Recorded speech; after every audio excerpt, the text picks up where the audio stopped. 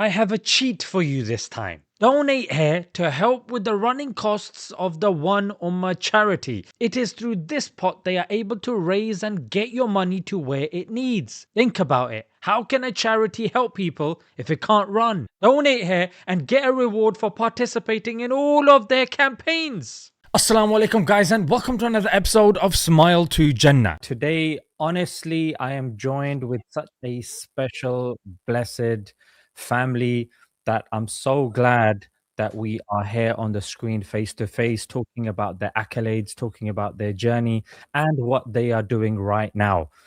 I hope the intro is not too long, but there's so much to cover, and I think it's only fitting that you guys know who these people are, what they're doing, and what they have done.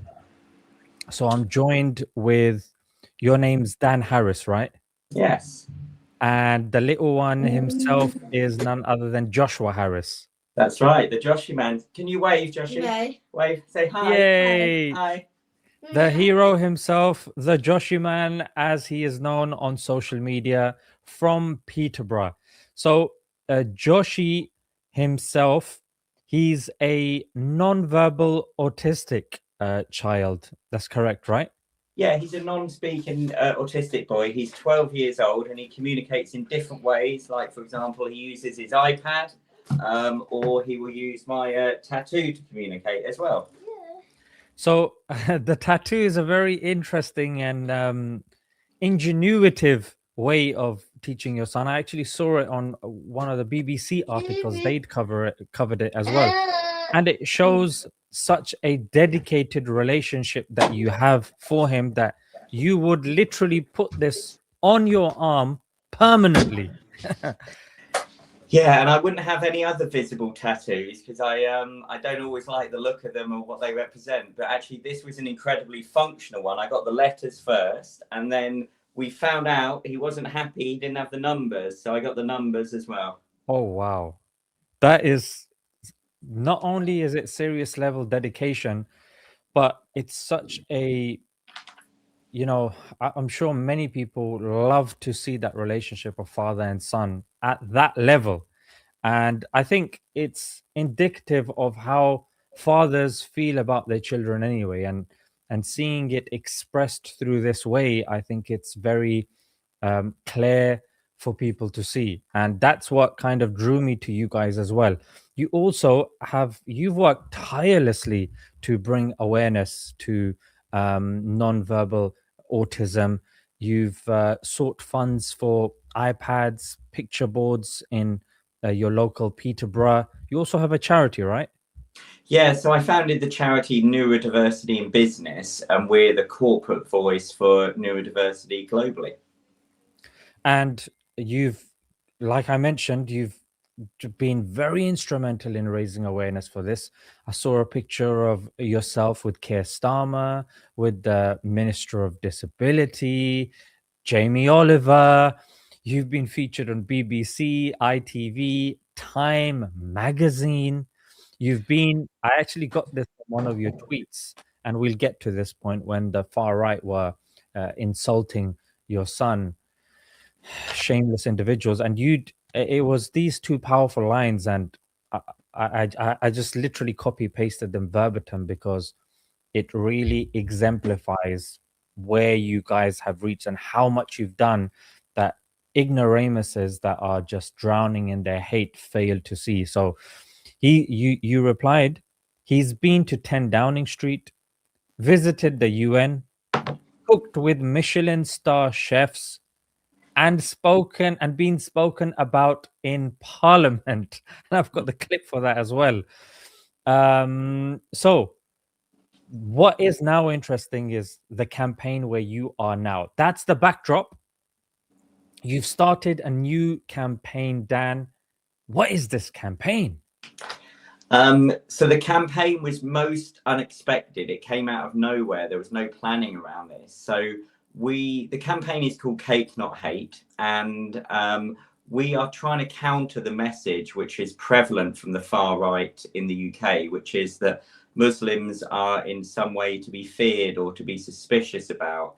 And they have made some very aggressive assessments about what happens in mosques. And, you know, what we found about what happens in mosques is entirely different from the narrative that the far right are pushing across. So the genesis for this is that our mosque in Peterborough, one of them got invaded by a far right thug a couple of months ago, and you know, assaulted a female police officer, verbally assaulted some of the little kids who were there praying in the morning.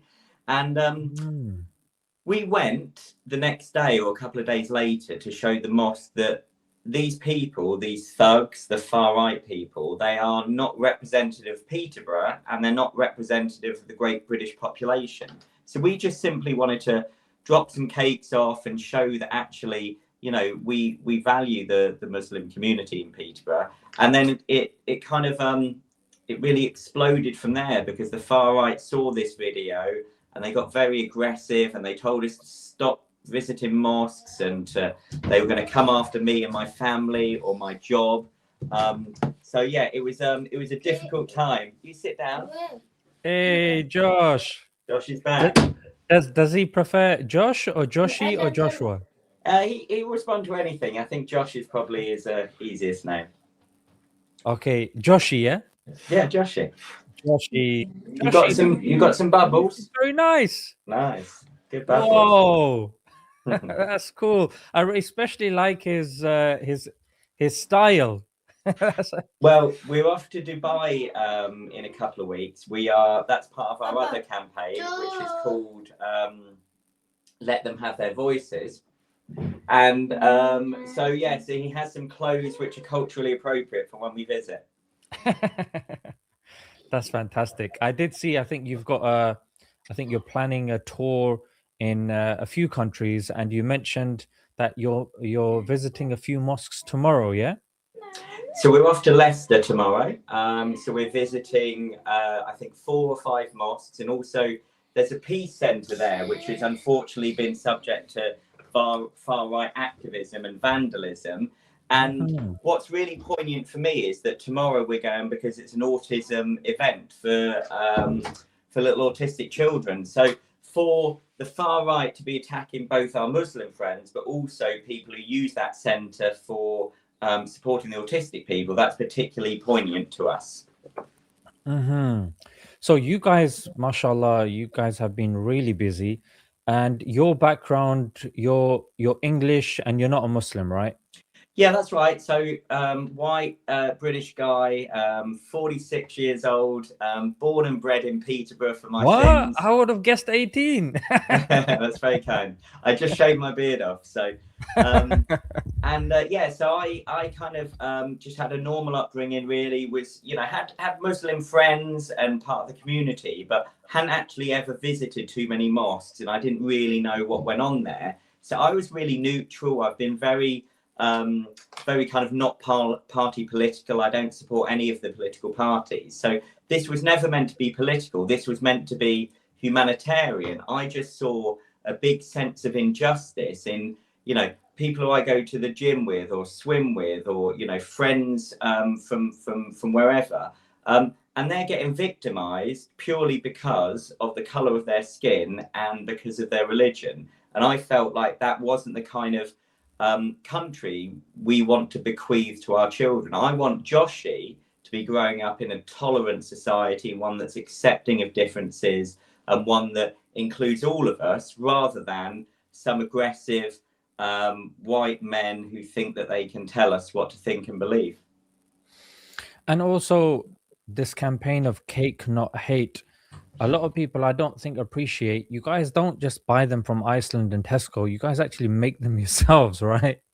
Yeah, so Joshi, as well as doing all this stuff, he's always been a fantastic baker and chef. And as you said in the intro, you know, we've seen Tommy Banks and Jamie Oliver, and we've cooked in the Ritz Hotel, which was amazing. So Joshi does all of this stuff anyway, and now he's started to associate that Saturday and Sundays is when we go out and visit mosques. So Monday to Friday is when he's baking everything. But yeah, you'll see from the videos, he's a wonderful baker, and he's a lot better than his old dad. Yeah, that's amazing, and I think it's such fantastic parenting. And I think we saw a bit of Sarah as well. I mean, you guys are, working so hard, and even this, it's such a practical learning experience. You can show somebody a cookbook. You can tell them about different cultures from a video, but going there, sitting with them, actually getting your hands wet. There might be people that might be, and I'm referring obviously to the far right, thugs and senseless individuals that are saying, oh, and saying all sorts of things like, oh, why are you getting him to make cakes and this and that? You're missing the point completely. This is the learning experience. As a teacher of at least 5 to 6 years himself, I understand and appreciate to get a child. I mean, this is one of the three ways of retaining knowledge. Kinesthetic, yeah, using your hand, using your experience. That's what we as teachers try. And you being able to do that, I've seen your son and yourself outside, and you've got these boards that you've campaigned for in your local council. You've got them up, you've got a tattoo yourself, you go to these mosques. I think they need to honestly take a leaf from your book. And honestly, I fear for their children if they see this as a negative thing. So I guess my main question to you on the back of that is, why do you personally think this is so important? It's so important because the reality is that through the history of the far right, it's a new population to target roughly every decade or 2 decades. It was the Jews, and then the Irish, and then the Catholics, and then the West Indians, and then the Muslim. Well, before the Muslim, it was all of the people from Eastern Europe when we were going through Brexit. So why it's so important to me is that I came back. So I was in Brazil all summer. We were giving away iPads to non-speaking kids there. I came back after 7, 8 weeks away, and I just noticed all of these flags everywhere. And I thought, gosh, have we won if the Lionesses won the Euros again? It was maybe a joyous occasion, but no. I mean, what I was seeing coming back is actually not just the ascendancy of the far right, but also I was a little bit disappointed that the great British public were not standing up to this narrative more, that they were accepting of these flags. And we know that these flags they should be neutral, and they should be a joyous thing to fly for all of us, all of the British people. But what they are now is a statement. It's an intent. It's designed to other. It's to tell people we're welcome here, but you know what? You're not welcome here, and you must respect our point of view. And I was disappointed that they weren't getting torn down quickly enough. And it really, it's sad when I drive up the motorway and I see them every couple of miles, and I think, gosh, why aren't we tearing these things down? They're on public property. You're paying for it. You're a taxpayer. I'm paying for it.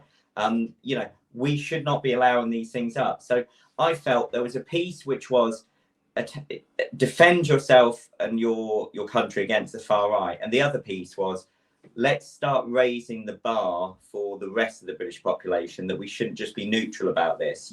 You can't just be saying, no, I don't agree with this. You physically have to be anti-racist for this to have any effect now. And on the back of what you're saying as well, we're actually seeing so many negative impacts coming from this. I think just yesterday we heard that somebody was, trying to put up a flag on a pole, and he actually fell and he passed away. Wow. So this was yesterday, and I also saw on one of your posts that really aggravated the far right, which is, I think you were talking about zebra crossings, and you're saying that putting the crosses on the zebra crossings are actually exacerbating or causing harm or causing issues for autistic people and the likes. Am I correct? Yeah, absolutely. So my first post on this topic, I was very clear. I said, look, I'm not talking about you flying your flags. That's separate, okay? I'm not talking about you trying to show your patriotism. But when there's a child safety impact, let's prioritize that, because people who are non-speaking autistic, people who are learning disabled, those who are visually impaired, those who are colorblind, for example, the zebra crossing should not be altered for whatever purpose, any political purpose. And I put up a post which said, keep your hands off our zebras. I felt like that was a very narrow topic. It was not telling them that their campaign was wrong. I was pretty neutral, and they got very angry about that. And some of the language that they used against Joshi, I'm not going to repeat it. They used the R word. They talked about eugenics. They talked about the fact that the government was wasting money on his education, that he should be institutionalized. And then I compare this with the language I hear in mosques. And in the mosques, what I hear is, how can we help Joshi? What does he need in order to feel comfortable? Is he hungry or thirsty? I just saw the big difference in the language, and I just felt like it's not fair to be demonizing one part of our population when the problem is with the extremists. So absolutely. I mean, this was what I was going to ask you next, how you've been received by the mosques. So you've said that they have been very empathetic towards Josh. It's been a learning experience, even for the communities that are within the mosques. You said you held previous, I wouldn't even necessarily say biases. You said that you weren't necessarily aware of what the scene was inside the mosque.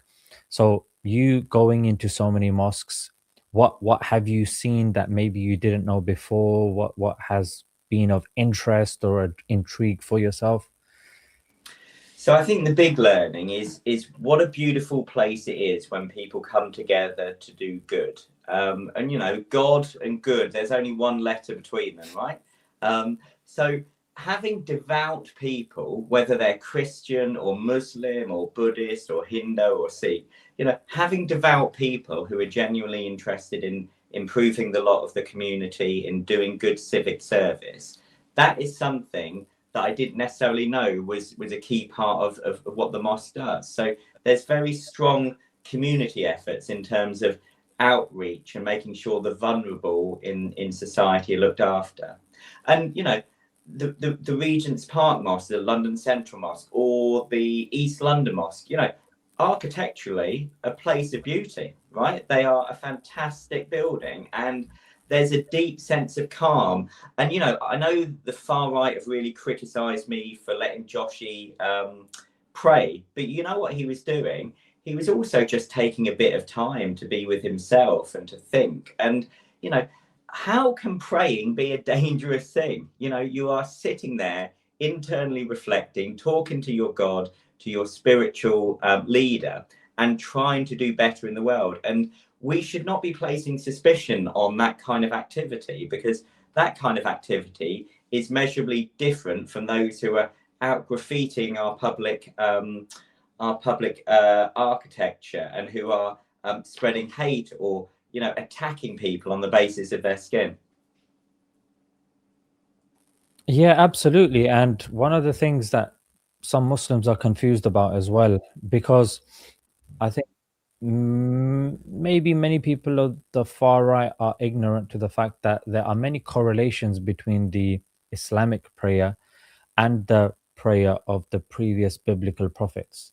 I just wanted to bring attention, I think in Nehemiah 8:6, it says, Then all the people answered, Amen, Amen, while lifting up their hands, and they bowed their heads and worshipped the Lord with their faces on the ground. That's literally describing the Muslim prayer. Right. Even you look at Abraham, you look at Aaron, you look at Moses, even when they're doing the ritual ablution, washing their hands, washing their faces, washing their feet. Again, that's we see so many of these as well. So this is actually, I would argue, a bridge, coming and seeing how people pray. Even when I was in Palestine and I went, there's a big Orthodox Christian community there. And it's very difficult to tell the difference between, Orthodox Christian priests, Right. say a Muslim imam. Like, they're wearing robes, they have a beard, they have a Yeah. hat, Yeah. and some of them, they actually prostrate as well, as Jesus did in the Garden of Gethsemane. So the more people are open to this, rather than, like you said, I would add something else. You said give cake. I would add a little thing, give cake, and I think what's implied through your actions, which is educate and spread hate, Yeah. which I think it's done very nicely. I think it's done very brilliantly and very subtly. And what would you say is the next part of your journey?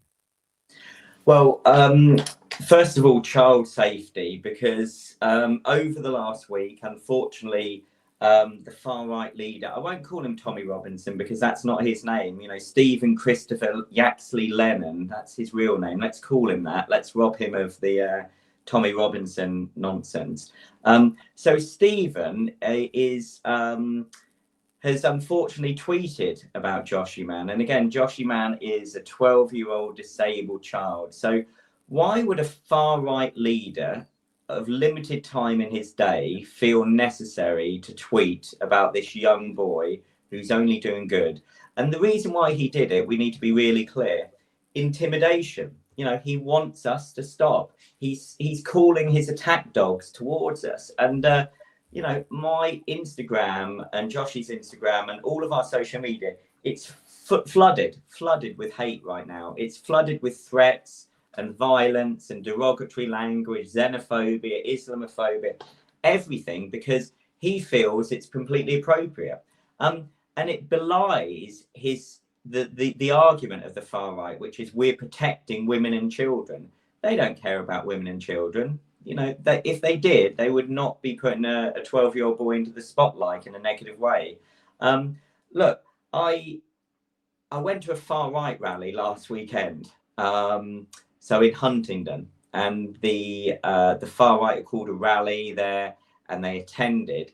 And rather than go and stand with the counter protesters, we actually went to the far right side, and we stood amongst them and we spoke to them, not because we agree with their beliefs, but we wanted to get a dialogue going. Because actually, what I've also found from that session, and it wasn't something I was expecting, is they are still human beings. And I don't think all of them are beyond saving. I think that some of them are misguided and they are misinformed and full of hate. But we gave out cakes, and you know, the women there and some of the men, because it was the Pink Ladies. You've heard of them.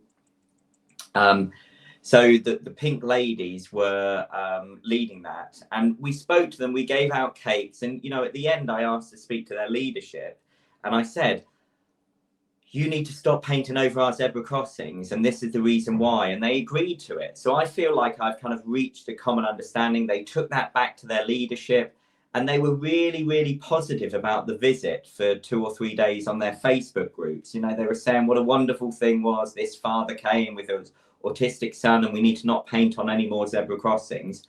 And then they saw my video where I explained why I did it, which was to show that actually how ludicrous it was for them to be painting over zebra crossings, and they need to stop. So then we turned it back into public enemy number one with them.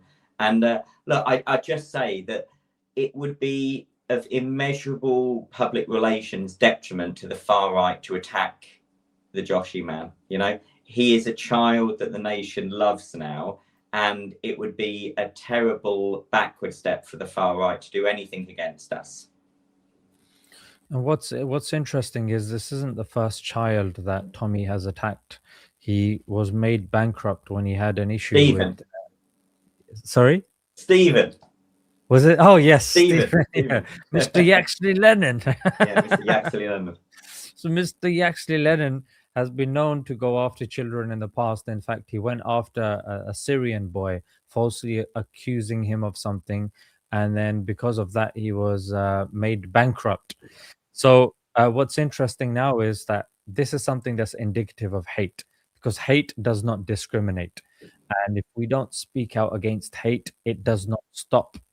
It wants to engulf more and more, and it becomes a bigger and bigger beast. And now he's going after English kids. You know what I mean? It's not enough for him to go after Syrian kids. He's now going after English, British kids. And not only that, they are disabled. They are finding their way in the world, interfacing with people. And apparently, that's the issue. Yeah. So much for caring about England, so much wanting, England to be for the English. I mean, here you do have an English individual using his freedom of speech, freedom of expression to build bridges rather than burn bridges, and you should be Mhm. allowed to do that. But rather, I saw some of the language they were throwing playground insults. It was, you know what, Dan? It was frankly abhorrent reading some of that stuff. It's stuff that I remember from the play. Nothing other than the playground. Right. Even social media doesn't, uh, use those sorts of terminology. So, what's very interesting is you're you're in England. You know what I mean? You're in Petersburg. You are going to these people that you disagree with. You are speaking to them face to face. You are bravely receiving what they are throwing at you. Where let's look at Mr. Yaxley Lennon. He's got Spanish residency. Just today, I don't know if you saw, there was a clip I of did. him on the phone. You saw that, right? Saying, I've got Spanish residency. And his own folk are saying, yeah, but you also have a Irish passport. So here is an individual spreading hate from Spain with an Irish passport. Here we have Dan and Joshua that are born and bred in this country, ancestors from this country, and they've made a decision. Rather than their decision being respected and understood, they're being attacked. And such a low blow. And you also said, I saw you covered in the Arab news, and what was quite disappointing was I haven't seen this endeavor of yours. And again, I don't want to jump the gun, hasn't been covered by the BBC and the others, like your other endeavors have. Hopefully, it will be, and hopefully we can contribute to, your initiative being spread to more and more people. Am I correct in assuming that, or have I missed some articles? No, no, so you're right. So the good news is a big national broadcaster, I won't say which one, is covering our upcoming visit to mosques across Birmingham. So we're going to do like 10 mosques in a day and they're going to follow us. So that is really positive. But you're right, we do need more support from the mainstream media because at the moment, number one, we're giving too much airtime to the fascists and the far right and even to reform, right? We are spending too much time asking what Nigel Farage thinks. We should be focusing more on the moderates within our country, and we need to be pushing back against this narrative. So I do encourage more coverage. Absolutely, absolutely. So, you're going to be going to more mosques. Hopefully, there's going to be more coverage, and you're even going to expand this and go to other countries as well, right?